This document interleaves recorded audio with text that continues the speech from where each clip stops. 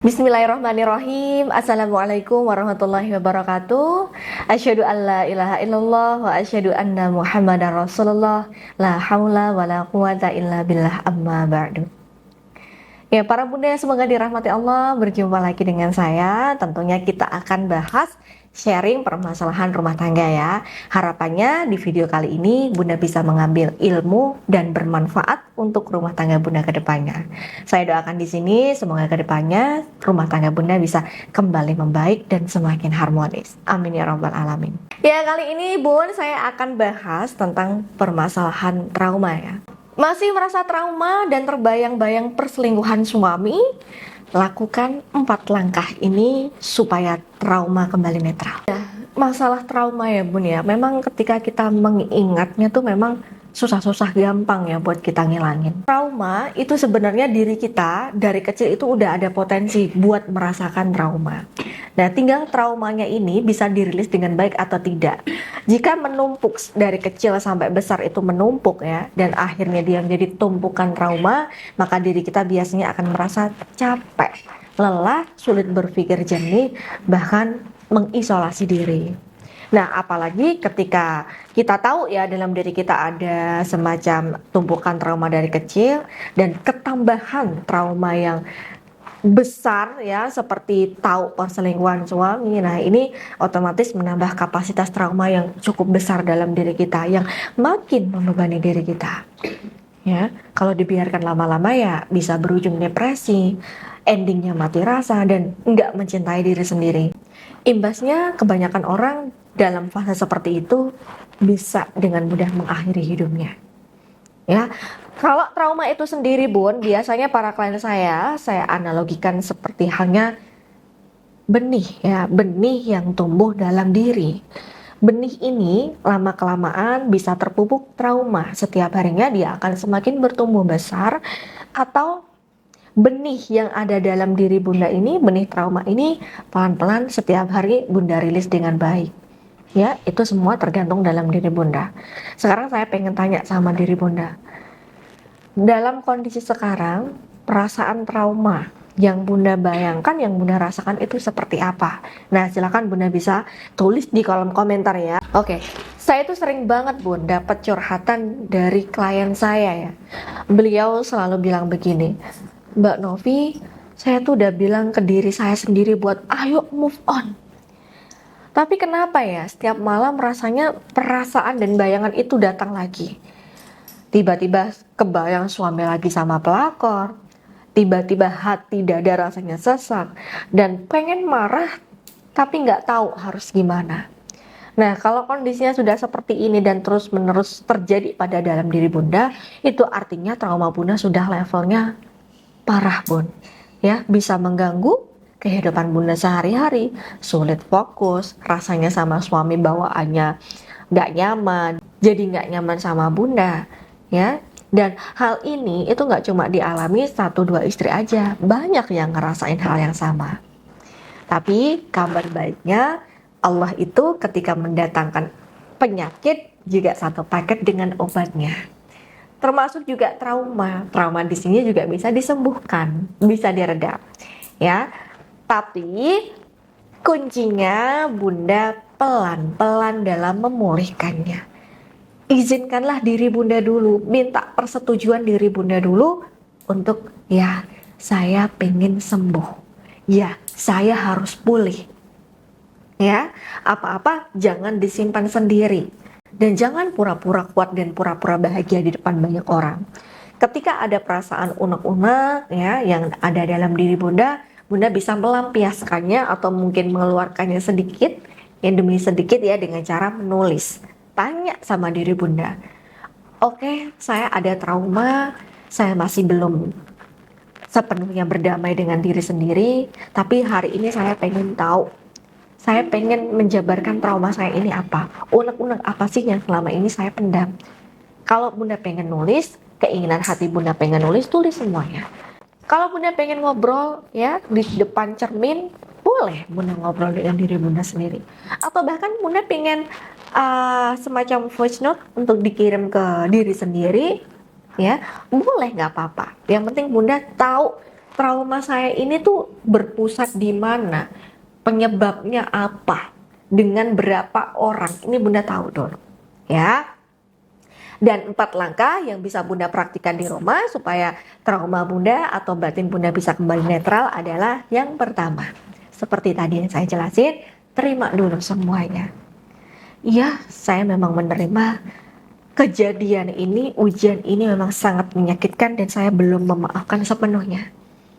Ya, jangan-jangan ketika Bunda, Mbak saya udah memaafkan suami kok, tapi dalam diri Bunda belum memaafkan, ya jatuhnya Bunda masih nggak tenang karena bentrok antara yang Bunda ucapkan dengan apa yang ada di dalam hati. Ya, maka terima dulu Bun. Karena selama kita masih menyangkal dan pura-pura nggak apa-apa, hati Bunda nggak akan pernah benar-benar sembuh. Ya, ibaratnya Bunda sedang terluka, jelas-jelas ada darahnya, tapi Bunda bilang nggak sakit kok. Tapi kenyataannya ada darahnya dan itu pasti sakit. Ya, untuk sembuh ya Bunda bilang, oh iya ini terluka, oh iya ini sakit, oh iya disembuhkan. Lama-lama mengering, mengelupas dan sembuh. Begitupun juga dengan trauma. Ya. Kemudian yang kedua, berdamai dengan sekitar, berdamai dengan diri sendiri, berdamai dengan ujian, berdamai dengan keadaan. Bahkan ada suatu syair dari Sufi ya, yang mengatakan bahwa ketika kamu dalam kondisi yang menyakitkan, menarilah dalam kesakitan itu sampai kamu benar-benar menikmatinya, maka kamu akan sembuh.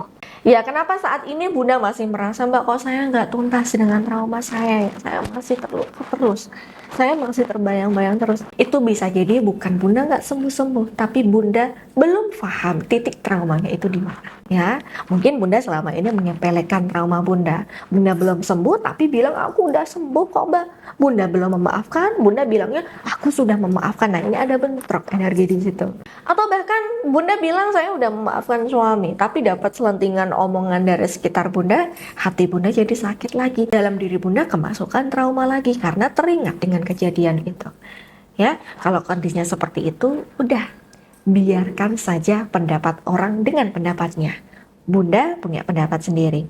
Kalau Bunda punya prinsip, iya, saya memang tersakiti, tapi saya bukan wanita seperti itu. Jadi apapun omongan orang di sekitar Bunda, abaikan. Yang dibicarakan mereka tidak seperti apa yang mereka bicarakan. Mereka nggak tahu kondisi saya sekarang. Ya, lebih baik Bunda fokus pada diri Bunda. Kalau posisi sekarang Bunda sedang terzalimi, lebih baik gunakan kondisi dan keadaan Bunda ini untuk mendoakan diri Bunda yang baik-baik. Ya, mustajabah loh Bun. Ya, kemudian yang ketiga, maafkan diri sendiri. Kenapa saya bilang begini? Banyakan para klien saya yang suaminya ini selingkuh Bun, pasti nyalain diri sendiri.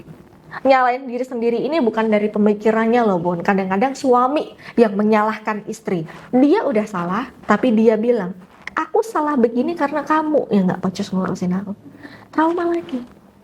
Ya, jadi maafkan diri sendiri. Coba refleksi diri. Selama ini aku sudah menghargai suami belum sih? Selama ini saya sudah melayani suami dengan baik belum? Selama ini aku nurut gak sama suami? Coba tanya. Kalau memang pertanyaan itu Bunda sudah clear semua, Bunda sudah melakukan semua dengan baik, ya otomatis apa yang dituduhkan suami gak benar. Itu hanya pembelaan dari dirinya. Jadi kalau Bunda merasa bersalah, oh iya memang saya kurang di bagian ini Mbak, saya selalu gak peduli omongan suami, saya gak nurut sama suami. Ya oke, it's okay, akui Bun. Iya saya memang salah, tapi saya pengen berbenah karena saya tahu kesalahan saya sebagian ini. Ya, maafkan diri sendiri. Aku maafkan kamu, maafkan diri sendiri. Iya, saya memaafkan kamu. Aku maafkan khilafnya kamu. Mari kita sama-sama memperbaiki diri untuk melangkah menjadi lebih baik lagi. Minta sama Allah, ya Allah, perbaikilah segala keburukan yang ada di dalam diriku agar suamiku mau mempercayaiku dan memaafkanku. Ya Allah, dampingi hamba untuk semakin baik agar hamba tetap di jalanmu dan meraih ridhomu. Ya, sampaikan. Karena Allah berhak tahu kondisinya kita, diri kita, suami, anak itu juga amanah yang perlu kita jaga. Sudah selayaknya kita laporkan amanah ini pada sang pemiliknya. Ya, Kadang kita terlalu keras sama diri kita sendiri. Kenapa aku bodoh banget sih jadi istri? Kenapa sih aku terlalu percaya sama suami saya selama ini? Padahal nggak begitu, Bun.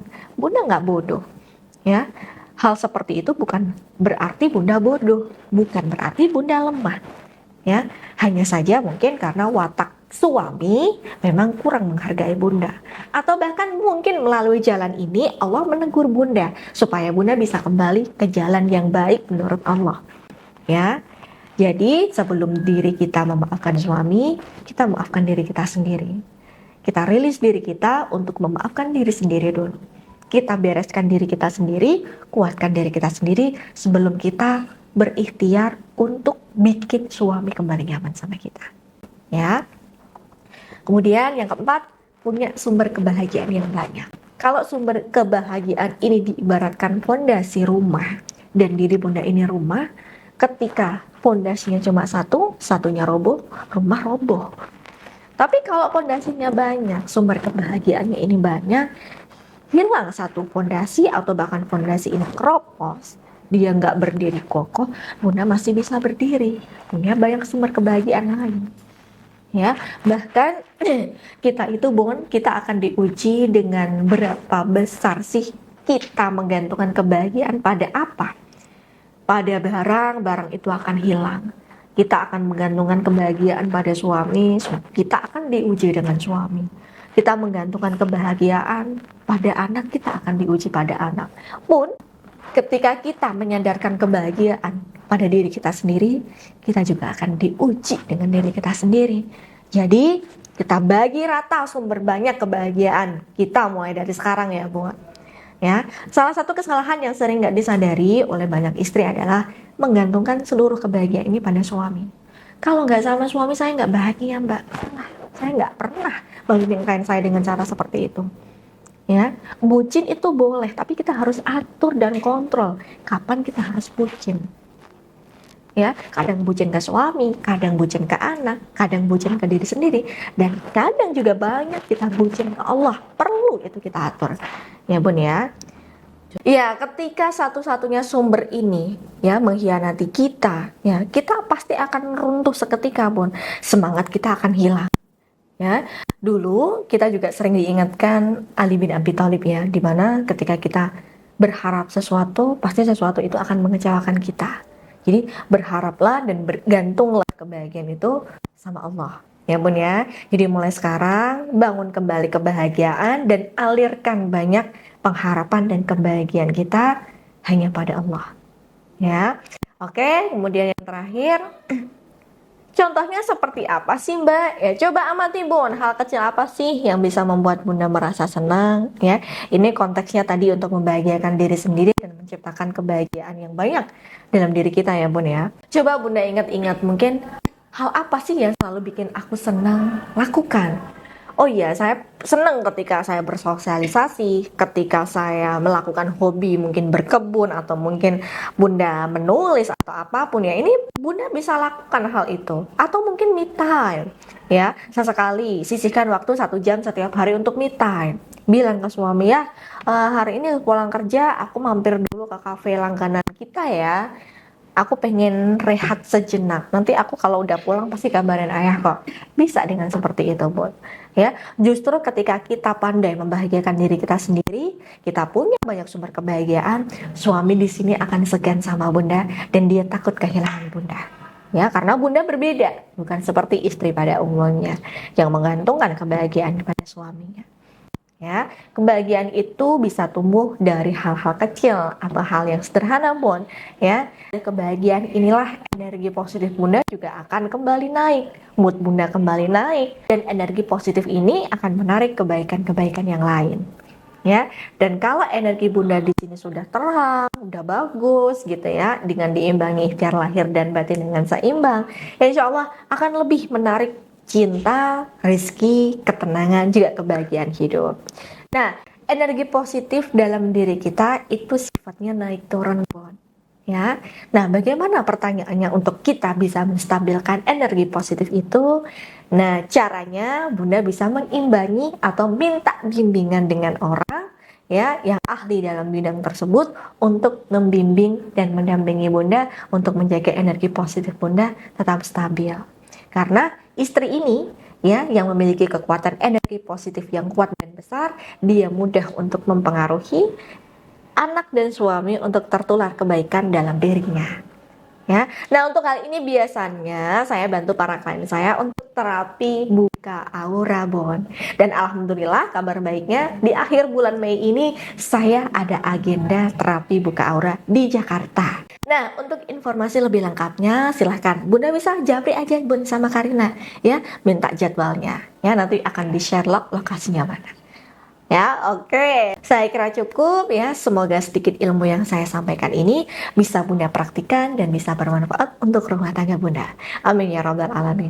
Saya Mbak Novi, saya pamit mohon undur diri. Akhirul kalam, wabillahi taufiq wal hidayah. Assalamualaikum warahmatullahi wabarakatuh.